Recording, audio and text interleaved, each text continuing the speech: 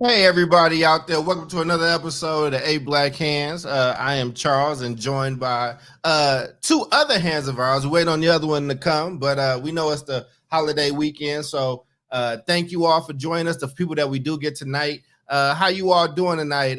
Sharif, how are you, good brother? Good, man. Good to see y'all. Good to be here. And yeah, happy July. That's what's up, man. That's what's up. Uh, July. Ray, how you doing? Bro, I feel like it's so many. It's so much. It's so much to unpack with this whole July thing that he was just going off on. But I'm well, man. I'm behind the scenes. I'm gonna feed off Reef's energy this week. So if he's violent, I'm violent. And yeah, that's where I'm A at. pugilist telling a pacifist that he's going to follow his lead about violence. That does it. That's a little bit incongruous with my relationship with the universe. But okay. Well, I am going to be thoroughly entertained by wherever the two of you land today. I think y'all have been freaking frack, and I enjoy it very much. Today's episode means a lot to me personally because one, we're sticking in our own code book, and if you have not went and got that yet, please go to abh.org, download the ebook, read it. There's definitely something there for you. And if you're watching today, we need you to like right now, and we need you to share this with a comment. Let people know we need our full community with us. But this chapter on communities being on code, community orgs being on code means a lot to me because on this show we do talk a lot about I guess something's going on with the thing with the Facebook, but it's fine. It was mine. I fixed it.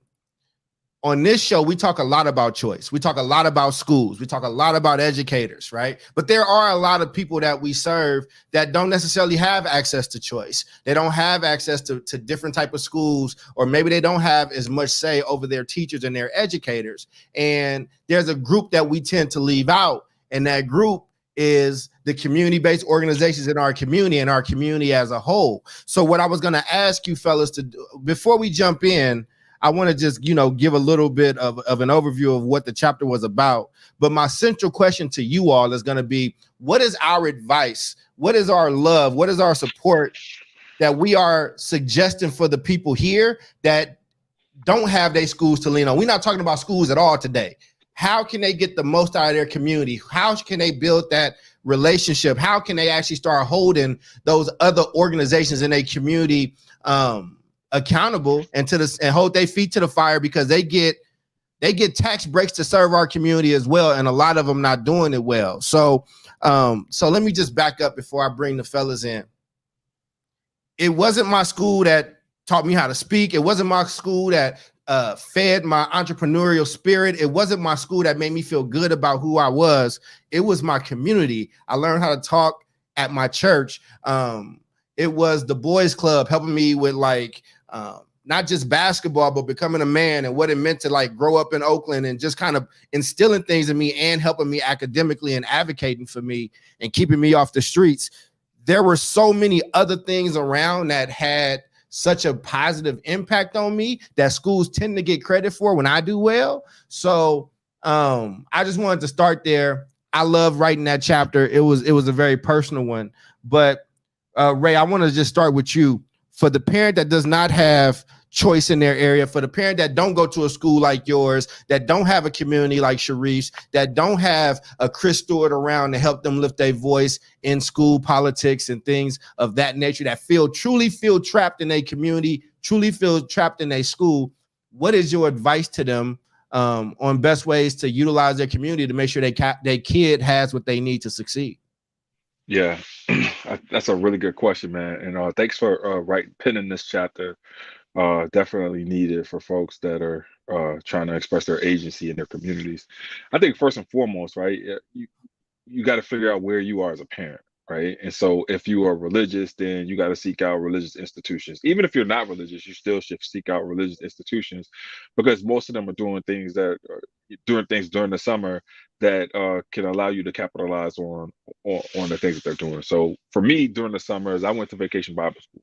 And so it was an extension of Sunday school. It was an extension of the school year, right? And so for all of July, we were studying the Bible, right? And so, even for folks that weren't necessarily like involved in it, even for folks that weren't like super religious or whatever, it still taught you things. You were still reading out loud. You were still doing the things that you were doing like during the school day and whatnot to kind of enhance and prevent learning loss.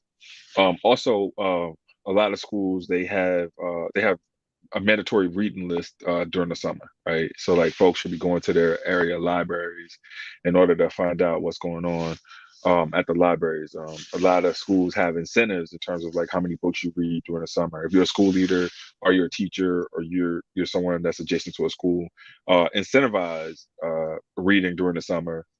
Also have constant check-ins with folks when you are giving them reading lists, right? I think the last thing I would say, if you're a parent, man, it's tough because your parents are working and they're doing all these types of things. I guess utilize your village, right? So like if you have someone that's like well-meaning, that's going on a trip or something like that. I think Stuart mentioned this before when we were talking about it. If you're able to take someone else on a trip with you, if you're going to like a museum or something like that, like utilize that so that everybody can get exposure. Sharif, go ahead and jump on in there, man. The question, Sharif, and thank you for that, Ray. I truly appreciate it. The question is the same one that Ray tackled. If somebody feels like they ain't got the school support and they want to look outside that apparatus, what's your advice to help people take advantage of their community in a better way? Yeah, I mean, I think the initial part is like auditing what are the needs, like what are your strengths, what are the challenges. Families are microcosms of society. So who within your village, both family, born and chosen, who are those people that you're in proximity with? Because the thing about it is a lot of times people talk about public schools, but public education is also, like really what's most important. Public schooling is part of what should be the educational apparatus for the public. And societies that are educated are going to be much better off. And so we also have to look at the same things that plague public schools, plague a lot of public institutions that are not delivering services in the way that they're supposed to. So when we're talking about whether it's the libraries, whether it's transportation, whether it's parks and services, all the, whether it's utilities, all those things are public entities that's supposed to support and create an atmosphere for learning, for education, to provide support. And so I think, initially you have to really lean in and decide who's going on this journey with me, who's going to be part of the educational system of my child, and whether that's a pastor, a coach, barber, family, grandparents, right? Like traditionally we're intergenerational as families, as communities.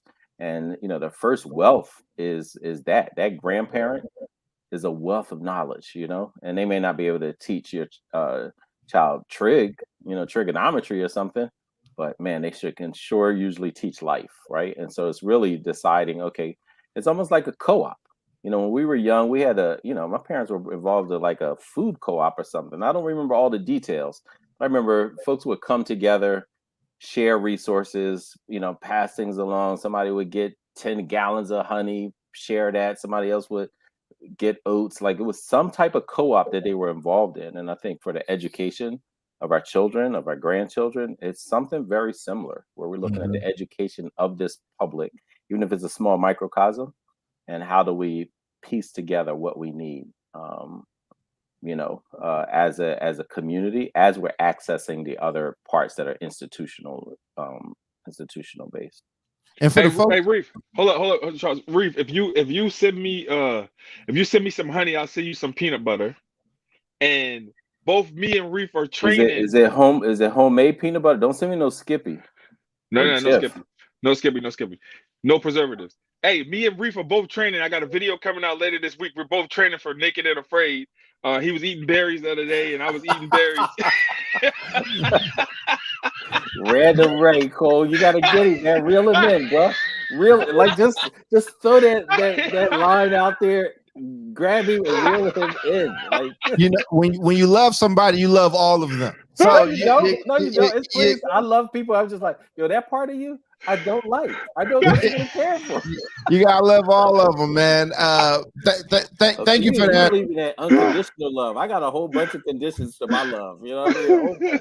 I lost my point, but of course you did. That's his whole concept. Yeah. It was an important point, but he don't give care. me a second. He don't care. I wanna stay where Sharif was before I go to the next part of this. So one is about building your village, right? So let's talk about some very practical ways that you can build your village. And this episode is kind of different. Like, I mean, maybe we'll find some controversy and we'll argue about something, but this is really just to kind of be a resource like this book is to like really help out our people that's actually in this struggle. So people say, well, I don't know how to build out a village. I'm actually working on some worksheets, but I will tell you exactly what you could do now. In your notebook, whatever, find some paper and write down the name of all the people in your kid's life that your kid actually respects, right? So again, you ain't got to be the end all be all for your kid, but if your kid got that coach, write their name down. If your kid got a favorite teacher, write that person down. If your kid got a youth pastor or a youth imam or whatnot, write it down, a favorite uncle.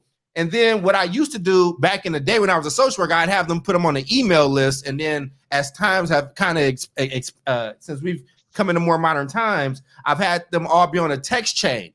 And one of those things that you can do is if you got this village and you can send out one message and it goes to all these people, you would be surprised at all the support that you could get. You know what I'm saying? You would be surprised at like, you know, so let's say that I'm having like a bad day. Let's say that I got into it with my dad and I'm having a bad day. And one of those people on that list is a teacher at school. Hey, just giving the group a heads up. Charles had a rough morning. You know, him and his father was arguing. So when I go to school and I got a bad attitude or something that's happening, that adult ally in that school is already triggered to be like, let me go pull him right now. Let me make sure he got what he need. And then I go to the boys club. Hey man, I know you had a rough day, man. Let's do boom. But like you were building up support. That didn't cost you no money. It didn't cost you any kind of crazy resources that you didn't have. You didn't have to have some special group in your community. Like there are ways that we can kind of build this out so you have a web of support. Again, you are the quarterback of your kid's team. That don't mean you got to be the most educated.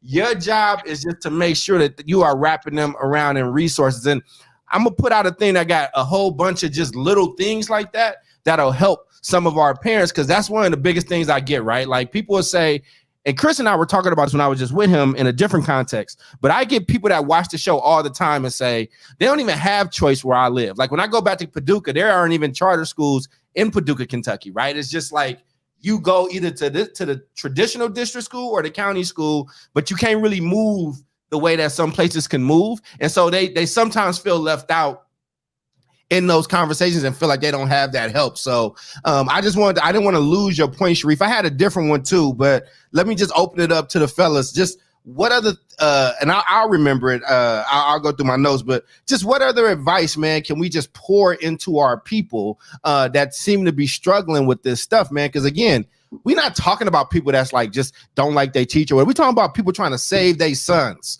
They're trying to save their kids' life. They're trying to keep their kids off the street. They're trying to make sure, because we know when the church closed and the school closed, the streets stay open. So like, what are things that we can feed into our people that don't feel like they got the village that a Ray or Sharif has?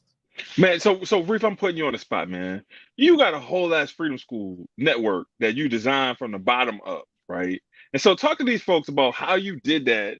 Talk to them about, just like, if you didn't have the resources, how as a collective unit in the community, you could put something like that together, bro. Yeah, I mean, I think this ties into like the point I was gonna add to Charles is more of like this landscape analysis, right? Like, that was one of the first things we did. So we knew we didn't have to go it alone. We knew we didn't have to create everything from scratch. We knew that we could, learn from the lessons, lean and stand on the shoulders of the Children's Defense Fund, right? And all the work that they've done with Freedom Schools. We knew we could learn from the Philadelphia Freedom Schools, PFS, that's been around since 98, 99 in Philadelphia, that had a very specific outlook on how to use Freedom School to the advantage in the context here. So we just wanted to build on that and use it specifically for teacher apprenticeship. But it was still this idea of like, we have such wealth within our communities, right? Because both of those institutions would be community-based organizations that we could learn from. And so being able to do that, but then also drawing in, I think the beautiful part of like something like Freedom Schools is it involves communities, right? Like where there are people from the community that come and read to children every single morning, right? There's communities that would open up spaces to us. There are community artists and teachers, right? Maybe even folks who not necessarily have the what the state calls credentialed teachers, but the community recognizes them as teachers and educators in the community. They would come and they actually run the after school program as our apprentices are going through classes. So I think all of that is about doing a landscape analysis, knowing the strengths, not making sure that we're not internalizing, anti-Blackness, where we come out like, oh, our community has nothing. Like, no, pause, pump your brakes. Yeah. Your community does have something. Yeah. Do a landscape analysis with fresh eyes, with vigor, with intellectual rigor and curiosity, and find out like, okay, what do we do well? Who is it? I agree with that list that as far as individuals, and also do it with it works too. Yeah. Yeah, with people, with both people and those you don't. When I think about just growing up and not only having masjids that we were deeply a part of, but even a place like AFCOM, and I don't remember what AFCOM stood for, but AFCOM was up on Lehigh Avenue, and it was like a community center. That's where meetings and organizations were would use the space. People would have demonstrations there. People would have organizing meetings. We would watch Malcolm X films and speeches there. Like, it was a place in North Philly, up North Philly, or down north, as we say here in Philly. So all those type of things, the libraries that we were involved in. We were so close with our librarian. She came to my sister's wedding. Like, that's how close we were with them. So that's not y'all were close. That's your sister was close. That's my parents. We're talking to parents, and it's my parents. She didn't come to your wedding, so she wasn't close with you. She was close to the family, bro. Okay, like as a family, we would go there, right? Okay. Like, my sister wasn't there. What do you think? The sister was the one kid that would go would frequent the library? Based off of how you talk, yeah. No, not at all. Not at all. Librarian is my best friend, bro. Books are my best friend. Librarian is certainly the peddler of the books. So Charles, man, you've touched on this before, man, but like, I want to kind of dig deep into this. I know it's your show, but we want to put this out there. Go ahead, bro. Go ahead. What about barbershops as community-based organizations? I mean, yeah. Well, so right now I'm deciphering between community and community-based organizations because I got a different type of approach to them. But barbershops are absolutely can be an amazing asset. Like, I learned a lot of things in my barbershop. Like, my barbers are in the dedication of my dissertation. You were supposed to learn? I mean, yeah, actually. I mean, this is the thing. I learned respect and manners in a barbershop. Like, when a child or a woman walked in a barbershop, certain conversations did not happen, and there was a reprimand. And my barber is a woman. Let me give you a story about my barber because she passed away. I think have I mentioned Mathlin? Yeah. But let me tell you who Mathlin is, man. I just want to honor her because, like, Mathlin. I met Mathlin in one of the shelters that I lived in, and her and my mom were getting clean at the same time. Mathlin kept talking about her brother was going to open up this barbershop, and she needed somebody head to practice on, so she practiced on my head. So her and my mom got clean at the same time. Fast forward, this ain't nothing but God. Like, I end up living in North Oakland. His shop ends up being in North Oakland in the same neighborhood, and then she ends up being my barber up until this year. So she's been my barber since I was 11 years old, and until she passed away, tragically earlier this year. And so, or it was either or early or late last year, but I learned so much from them. Those people supported me. Those were the first people that I saw own a business. Those were the first people that I saw just have universal respect, meaning like the barbershop was neutral zone. So in Oakland, it's gangs, there's gang units, but it's not really a gang banging city like that. It's more of a turf city. So if you from this block or if you from North Oakland, you don't want to be in certain parts of West Oakland if you wasn't from there, or Berkeley, you don't want to be in those places. That's in the old Oakland or whatever. But when everybody went to that shop, there was never no beef in that shop. You know what I mean? Like, all that stuff ceased and desisted. And the funny thing is they kind of took the place of what the church was used to be and was supposed to be in that community. So Mathelin, I love you. I wanted to just honor you in that. I didn't mean to go off, but that woman was one of the biggest guiding lights in my life. And I knew if I messed something up, them people held me accountable, man. And they lifted up every achievement that I had. But they're in my documentary, they're in my books. Like, you know, the way that you talk about, the way I talk about certain teachers like Mr. Brown, or the way I heard you talk about people, Sharif, or you, Ray, that I hold my barbershop to that same esteem. Yeah, no, that's dope. So I've been seeing folks I've been seeing barbers do these initiatives where kids can come in and read and get like discounted hair books and barbershops. Yeah. And you know, I've seen folks give kids jobs sweeping up, and they get like a free haircut and stuff. So shout out to all the barbers out that are grinding and doing what they got to do. I think a brother in Philly organized that nationally. Oh my God, this dude is insufferable. Anytime Philly does anything remotely, I'm just saying. I'm just here. We talk about celebrating folks who do good I don't believe things. that to be true. I don't believe that to be true. That's always number do your one. research. And number two, don't engage. Don't engage, Ray. Can we fix crime? Because I think right now, amongst teenagers dying, I think Philly leads the nation too. So unfortunately, if it ain't leading, it's up there. It's trending in the wrong direction. Yeah, the whole country is, but yeah, places like Philly. I think the three places that the three of us grew up is all battling for them spots, which is sad. But that's a larger commentary, and I really do wish we had the same BLM energy that for our communities as we do against like racist white cops. Like I'm with it. Like I'm getting older, bro. Like I think that I'm always gonna have that energy for like BLM. I'm always gonna have that energy for like cops and structures and racism and all that stuff. But I really do want to, and some people do it. Like I do a lot of work around trying to stop our, crime in our communities, man. But I definitely want to see that same level of energy because, we got beautiful places that we all come from that we love, and kids is just dying every day. Yeah. And you know what I'm saying? And we only marching when we upset about the white cat, man. And not only, you know what I'm saying? I don't want to say that. I don't want to get on one of them rants because it's people put in that work, but I've seen people on our side like dismiss like young people killing each other, but then have a whole lot of heat over here, and it just bothers me. And I know it bothers y'all on some level too, but yeah, I mean, like every death matters to me, right? So like it's not just when a white cop takes somebody away. It's also when it happens in our community amongst our own. Like we got to start. Shit, we need to do a series on that. Go ahead. Yeah, go ahead, Reef. No, I was just saying, like, one of the things that, I was talking to one of my elders, about recently was just this, like education is like a big part of that, right? Like it's all the other infrastructures, but like education, like just how important that component is.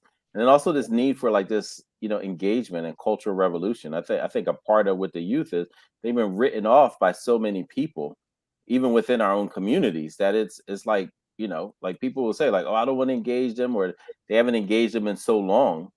Then now they're just like, oh, just pointing fingers. Like, kids don't end up that way just because. There are usually adult decisions, adult choices that impact kids, and then they end up growing up in a particular environment that that they don't feel hope, right? And but they sure had hope as when they were younger, right? Like, so what snuffed that out? And it's not always institutions. Institutions definitely play a very consistent role in that, but then there are also individuals in our communities that do the same thing. So like the idea of where she going? They're gonna do a cameo. So that's I just think it's important. I think education is a big part of it, but also, how do we embrace and engage? And we often talk about youth learning how to engage.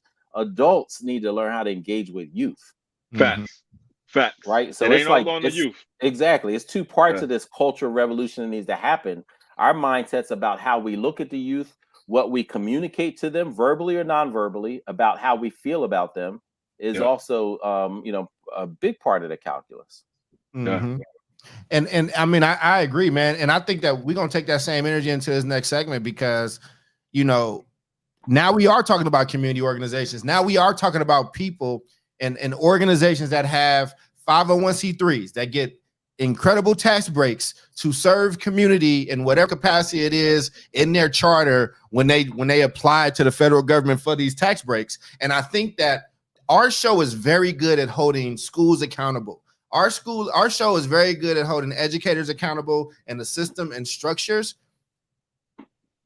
CBOs, you on this list too.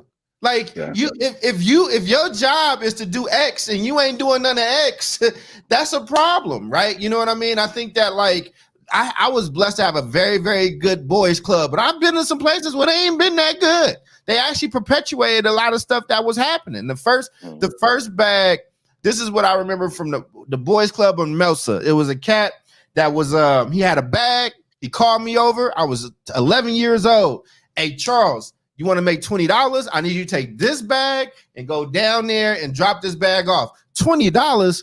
Negro, is you, man? Yes. Give me this bag right now. Sam, the basketball coach at my basketball coach at the boys club, and he was just like the athletic director there. Sam saw that, man. Sam, I've never seen Sam curse before. I've never seen him mad before. Sam hemmed that dude up.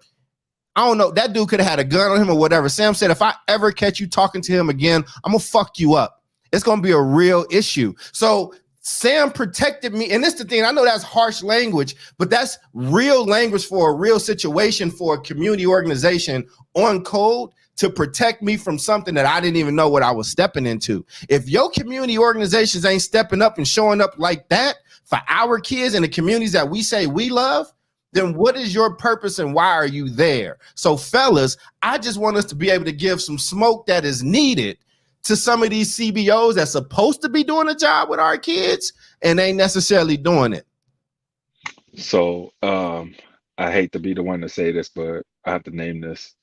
The Black church has been some bullshit for the last couple of decades. I think that we've kind of lost our way in terms of like just the politics that happen inside of their church. I think that there's too much focus and emphasis that's being placed on how people come dressed or whatever, and not enough emphasis on folks in their hearts and their openness to receive God in ways in which a good shepherd is supposed to lead them.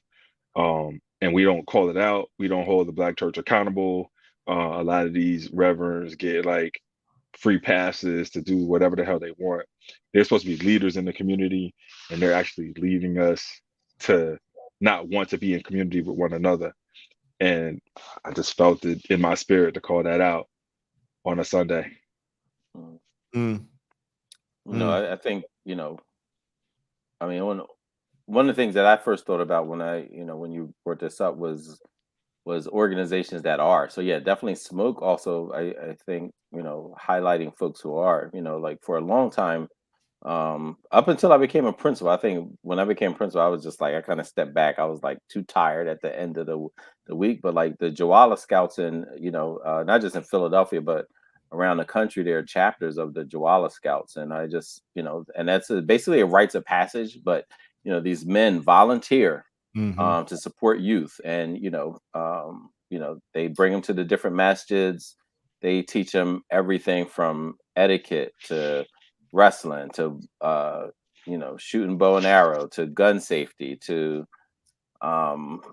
fishing and camping and, all these things. And it's like a rites of passage and community and built in. And I just wonder, like, if that was more pervasive, right? Like this idea of rites of passage within our community was just a part of it, right? And not just the random stuff, right? Like random is good and all that, but suppose it was like super organized around these concepts, around this idea of, youth and youth leadership and youth development, and the idea of training your replacements, which is like one of those freedom school models, like train your replacements, right? And we talk about that a lot as educators and principals and so forth. But suppose that was like the community itself, and if we recognize deeply that the only way we survive is that our youngest survive.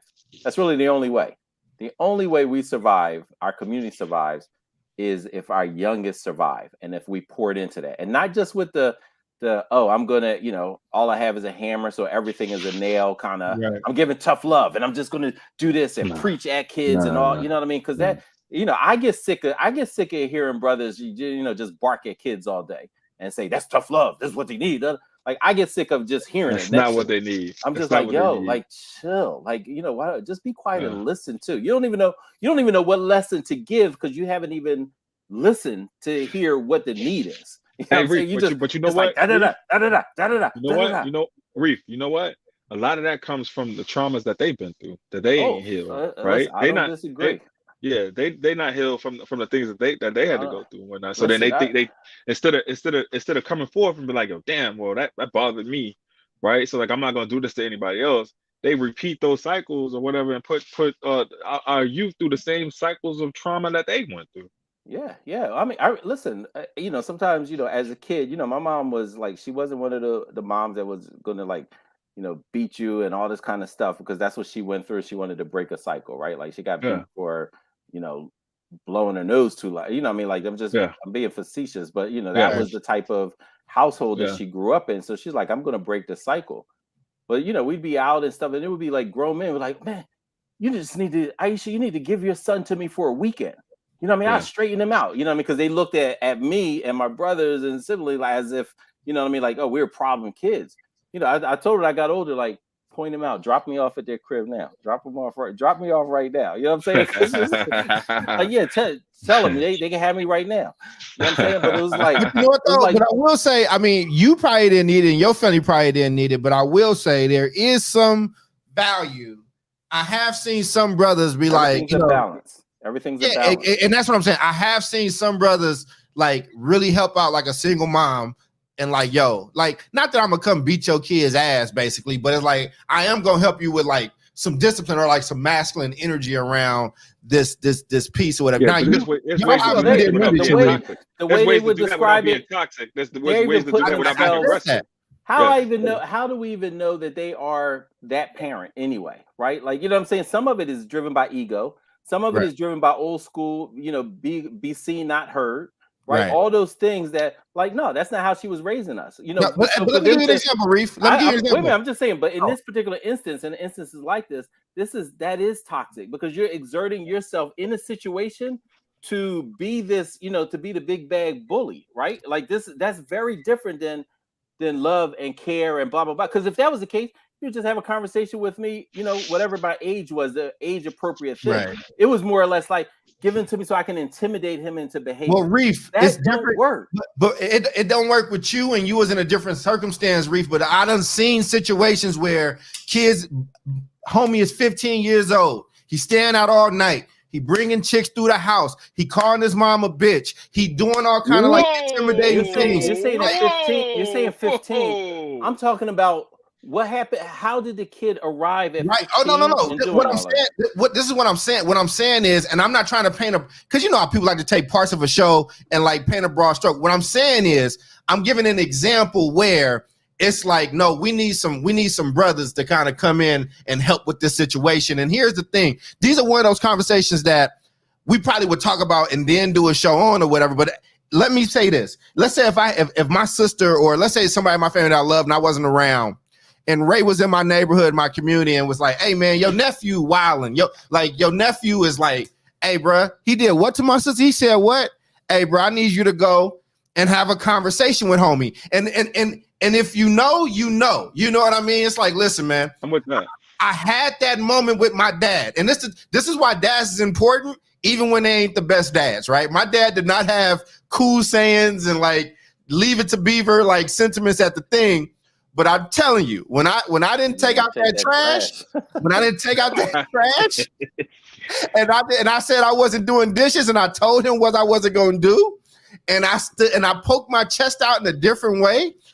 There was a way to remind me of, of this masculine energy. And that's the thing, right? I'm not talking about beatings. I'm not talking about stuff that's out of character, or whatever. You know what I'm saying? But we do have to have conversations. I do think that there are times that call for like masculine energy in that type of space, because again, mom's is great, man. Mom's is great. I promise you. And I'm a good kid, yo. If I only lived with my mama, if my dad was not there, It's so much stuff I wanted to do, but I did not because that Negro was a big dude and a military cat, and I didn't want them problems. I'm just letting you know. Charles would have been at 15, 16. Oh, I ain't coming back at that time. What you crazy? You know, what you gonna do? You gonna whoop me? You gonna spank me? What's gonna happen, right?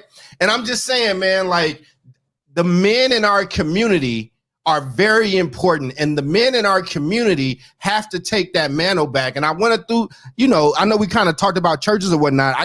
It makes me now have to give a shout out to my church because my church was the first people that put me on a plane somewhere.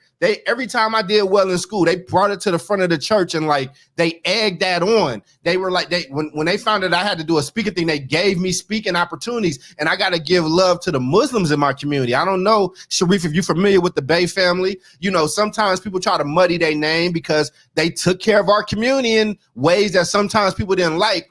But every single morning, the Muslims from the Bay like mosque, right? From what they had, them brothers was out in the corner every single morning. Hey, get to school. Hey, no. Hey, the bell about to ring, man. Hey, don't talk to that young lady like that, man. Hey, and you did not talk back to these brothers. I don't know how to say it on this show. They wasn't that I ain't never seen them put their hands on nobody. I ain't never seen them whatever, but put it like this, bro. Them Muslim brothers, you didn't try them. Them was not, and they kept our community safe. But then nobody tell them to do that. That's just what they did. And when we talk about communities being on code, that's what that means. Most of us was not Muslim in North Oakland. You know what I mean? Like they didn't care, and they would meet with our pastor. Like all them people knew each other, and they felt a shared responsibility. So where's that shared responsibility at for our communities? So really quick, want to jump in real quick. to go back to the church piece, right? So I agree with you. Not everything about the church is bad. Like when I grew up in my church, I didn't say you were saying that. Yeah, when I grew up, they were handing out scholarships. They were doing all kinds of things. They were giving speaking opportunities and whatnot. You know, Easter concerts, Christmas concerts, like definitely opportunities for you to be in the forefront and like build your capacity to lead and do all these other things. What I'm saying is that stopped, right? So I want to bring us back to that. I want to bring us back to the church being the forefront of the focal point of the community, with folks having to go through the church in order for other things to happen. I need that to happen, right? Like I need for the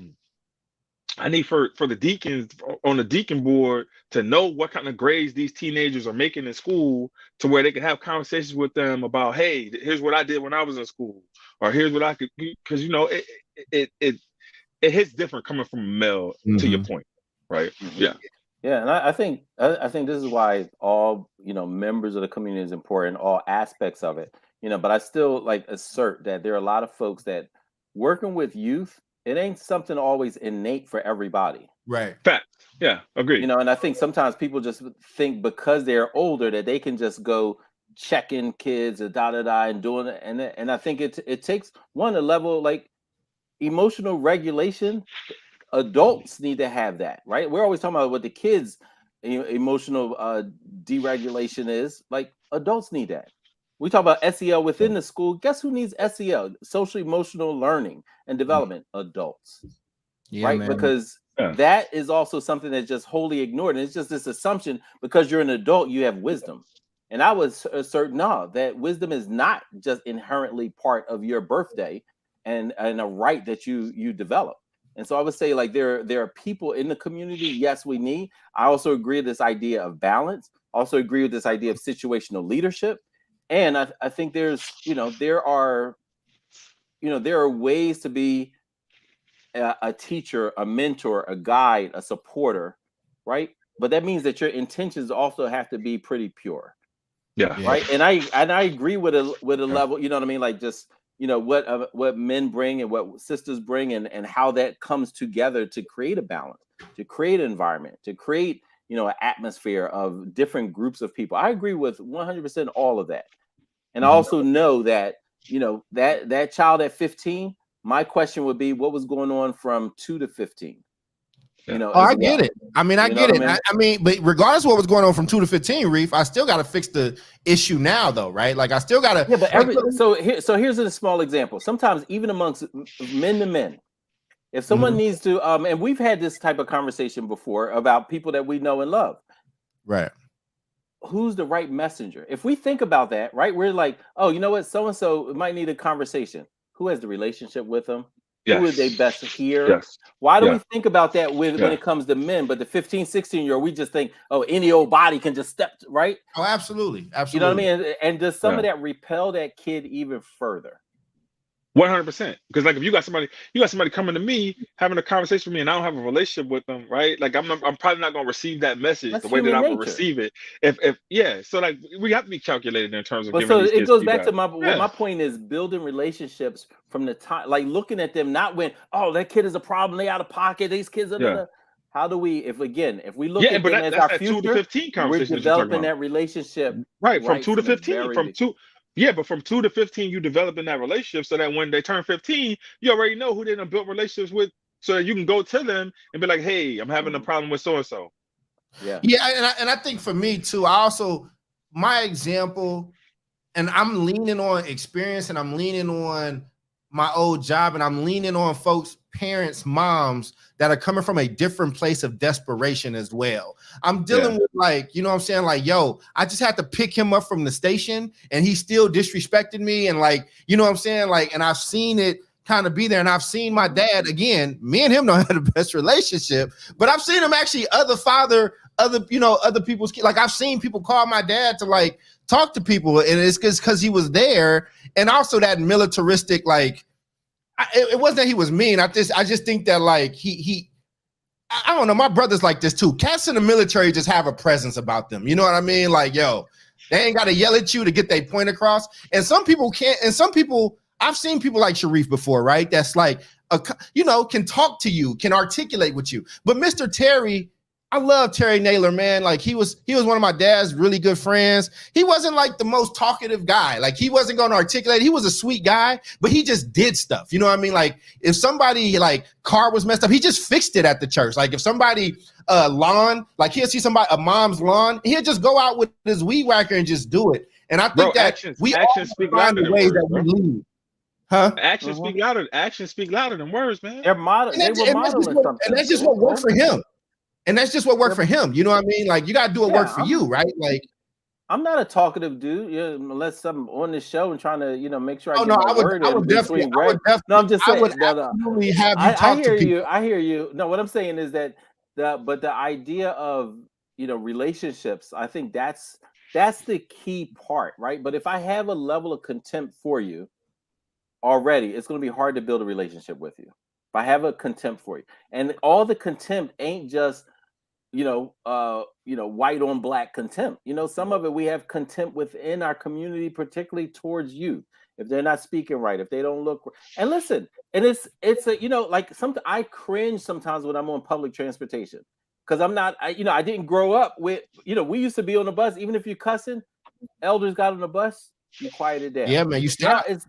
Now it's less of that, right? And so sometimes I cringe. I don't mean I'm like gripping kids. I'm like, but it's like I do cringe, right? Like I do cringe. It was just like, oh, that like, dang, I don't like hearing that when that 90-year-old woman is sitting right there, right? And so to me, it's like a part of like that part of that cultural revolution. Yeah, sometimes I'm like, yo, fam, like but. Yeah, I don't, I tend not to ignore stuff, like that. I'm just like, because usually they'll respond. Sometimes they're just oblivious, they're in their own world, right? Like they're self-absorbed. Oh, my bad. They're excited. Yeah, usually 90% of the time, that's the reaction you're going to get, right? But if I have contempt, not just cringing, if I actually have contempt, then all I'm going to do is talk trash about them when I get off the bus, right? And I'm that's coloring my vision. But that doesn't solve the problem. Right? Exactly, and it doesn't engage them. It doesn't engage them. Absolutely. Right. Because ultimately, I'm going to want them when they're now and as they're older with their peers as well as later to also say like, hey, fellas, like, oh, there's a kid here. Don't forget there's an elder here. Hey, Reed, stretch it out to 45. Then Charles, big screen. It's all yes. Thank you. Appreciate it. It's all good, man. I will say, like, so in the book we have this, and I'm just going to end this part just on mindset. So one, we just talking about our communities, like our communities have to step up, and we talk about how schools have been failing or whatever, right? Like not doing well by kids. Some of y'all might get got lucky and got a good situation. Some people don't. But one part of the problem, I think, I didn't live in a place. This is how a lot of people's mindset is with size being commensurate, where the schoolhouse is the most important thing. And then these community orgs or these family and intergenerational mentorships and religious institutions and community as a whole is like a smaller thing, right? And I think that if we think of it like that, especially with the data that we've seen in education, especially with the literacy rates that we've seen, the math numbers, the lack of Black educators or whatever, that mentality is not going to serve a lot of people if everything that we've been saying for the last 168 episodes before this are true. You know what I mean? And so, like, I remember going through this, and you got to look at it a little bit different, man. You got to look at it more modular of, like, if you put that child in the middle and all these things start out equal and they can change in size of importance. So here's what I mean. Maybe you are one of those people that's trapped in a situation where the school ain't the best or whatever the case is, but man, you got great community orgs. You got a family structure that's similar to like what Sharif is talking about, and you got them people to go to, and you got these institutions, these Black institutions that you've been a part of, and they so powerful that they even offset and go beyond what the school does. And I'm talking about that Acomb article where he's talking about the girls from the Nation of Islam who were so dope in what they did outside the school that they raised the bar inside the school as students. You know what I mean? Like, that's what I'm talking about, a transformational community experience. This is a growth mindset. This is a mindset of, okay, you know, there are going to be some situations where maybe that schoolhouse is good enough to take the place of these. But if you want a place where you feel trapped, you ain't got choice, you can't move, you just in what you in, don't stop just at the schoolhouse. What are the orgs around you? Who are the parents around you? What friends have you made? Other parents that can support you, and you have a support network. What are the intergenerational mentorship relationships that you're fostering for these kids? So it don't all have to be on you, and it don't all have to be on that school. A school whose shoulders probably can't even shoulder the load. You feel me? So I just wanted to get that piece out there. Y'all can comment on it before, you know, this will take us into final thoughts, but yeah.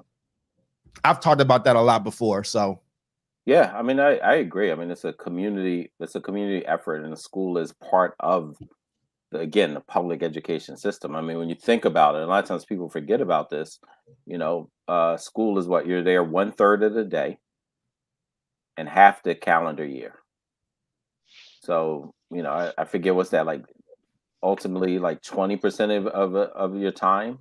A little more when you think of waking hours, right? Like it's higher, but you know, maybe 20% of a child's time is in school. And so, you know, again, what's the ecosystem that they learn and thrive in? You know, that all are kind of checks and balances, right? And this collective work, you know, in Guza Saba, collective work and responsibility. And I would just add accountability, right? We have collective work, collective responsibility, and a collective accountability. Then that's the ecosystem I would want my child to, you know, to grow up in. That everybody is pouring in and everyone's holding themselves and each other accountable for their success, because ultimately they're looking at your success as my success, and my future is tied to your success. That 1-year-old, that 1-day-old, that 15-year-old, my success as a community and my future is directly tied to theirs. And if we remove ourselves from that, we don't believe that, then we're going to keep, cutting our nose off to spite our face. Yeah, I mean, I guess to piggyback off of that, I grew up in an era to where the village really raised the child. So that if you got in trouble at school or something like that, then that was a conversation that you was going to have with everybody on the block, because everybody knew, and everybody was going to have that conversation with you their own kind of way. I think now it's like, you know, folks don't want to say anything to anybody else's kids because that openness and willingness to embrace and accept that feedback is not necessarily one that it used to be. And then also, you know, I think parents, because they're not bought into this whole collective system of the village, they get on the defensive really quickly when you tell them something about their kid, right? And we got too many parents out here that are talking about, that ain't my kid didn't do this, my kid didn't do that. Well, we saw your kid do it, right? Like we see it every day in schools when you reach out to a parent and you're like, well, my kid doesn't act like this when they're at home. Well, you need to come to the school and make sure that they don't act like that when they're at school too. Maybe you need to be here more so they can feel more like school is their home. I don't know. But like, Mhm. we need to start opening ourselves up to having these types of correspondence with one another without everybody getting on the defensive, and with us doing everything that we can in order to make sure that we're providing the best atmosphere both at home and at school for students to learn. Nah, man. I listen. I just appreciate y'all, man. Like I said, I know it was a different type of episode, but I think these episodes are also important because I get a reminder every now and then when I'm talking to some folks that'll check out the show that kind of grew up with me or that's been around, and like, well, I ain't, that's cool and all, but I ain't really in a place that I can just pick a school or I can do this or I can do that. So I just think Yes, that you are. while You can always pick my school. How can they pick your school if they live across the country? I said you. I didn't say them. I said you. I got you. I feel it. Well, I'm just saying, like they have to move across the country. I don't know if they got it like that, B. But I would say, but again, I just never want to forget these people. I never want to forget these folks that are not as transient and don't have that ability or don't know that they have other powers and abilities. So with that being said, man, let's just go into closing thoughts so I can get y'all out of here so y'all can actually enjoy your holiday, the rest of your holiday weekend. Sharif, give us something good to go out on, brother. And I say you got the King community, B. Yeah, I mean, we're all very envious of your community, Sharif. I just want you to know. I feel blessed. I mean, and the older I get, the more I realize like what a blessing it was. Things that we certainly took for granted as children, just the community. And I think about all the as you say, community-based organization, not just the school. I mean, the school was absolutely amazing. Every Black child deserves a school like that. But it was also the community, as you mentioned. You've always talked about like where you learned these other things. And so whether it was the library on Green and Shelton, or the library on 54th Street in West Philly, whether it was the Church of the Advocate, or whether it was AFCOM, whether it was the athletic coaches, all of whether it was the neighbor, it's like all of that, and just being embraced. And I can tell you, I remember when I was in high school and I finished drinking a soda. It was across from this playground called Tustin, across the street from Overbrook. And I finished the soda and I was like looking around and I happened to see a trash can across the street. I went over and put it in the trash can, and typically I guess, the youth are just like, just drop it. I remember this old man. I still remember this, man. This is like, 35 years later. I still remember that this older man came down off the porch and was like, young man, thank you so much for doing it. That was so respectful for the community, blah, blah, blah, blah, blah. And I was just like, oh, I didn't even think anything of it, but I thought about that in subsequent years. Like, he didn't have to do that. He didn't have to engage. He didn't have to do anything, but just even the positive reinforcement that he did. And I wasn't like the litter bug. I was always like environmental, right? Like this is the guy that want to be in the mountains later and raising bees. Like, so I was always environmentally conscious, but still the positive reinforcement that he gave still meant a lot. And I didn't notice this older gentleman. And I just wonder if we go hard on positive reinforcement as much as we do about pointing out, like what's wrong with our youth, how much further we'll be able to get. If we do that and build relationships together, like, man, I just think it has such promise in approaching, the challenges and situations in that way. That's what's up, man. Ray? Bro, so I know you said you wanted to get us out of here early for us now, to celebrate. Thing, brother. Go where the spirit takes you, brother. Make it plain, Ray. Make it plain. We'll do. And make it random if you want to, too. That's what we all accustomed to anyway. So. It's not going to be random, but all right. So I celebrated my independence on June 19th, on Juneteenth, right? And so there are going to be some folks that are going to celebrate tomorrow, July 4th, 1776, but that won't be me, right? Because my folks going to work tomorrow, Ray? Are you going to work tomorrow? I work every day, baby. I work every day. You know what I'm saying? Hey, I'm out here working for my people, man. I work every day, right? But what I won't be doing tomorrow is I won't be partaking in any of the stuff that those folks partake in, because I already had my celebration of independence, and I just wanted to name that. That's what's up. Some people would say that they just use it as a day off and the bond with their community and stuff. Not necessarily. And Juneteenth isn't my day anyway. That's the enslavers. Yeah, But and June, I yeah. agree. Juneteenth, you know what I mean? But I'm just putting out a different perspective. I mean, we should do a show on that too, because I didn't grow. I mean, Juneteenth is not the day that I celebrate either. That's not. I celebrate it from the place where I live. So when I lived in Kentucky, it's 8th of August. So there's huge 8th of August thing. So that happened over there. That's when they found out. So for people that want to be as woke as where Ray was, I think that's really, really dope. Actually, find out where the place where you grew up and where your people was. You can find out what date they found out, and then you can have your own quote unquote Juneteenth celebration day. But watch night, right? Like watch night the night before a New Year.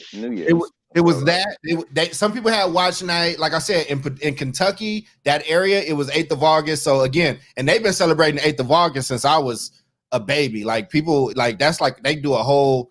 If you want to see some stuff, man, go into Kentucky or Paducah, Louisville, Lexington. 8th of August, and we have more than one, right? Like I remember growing up, we would celebrate the Independence Days of the countries.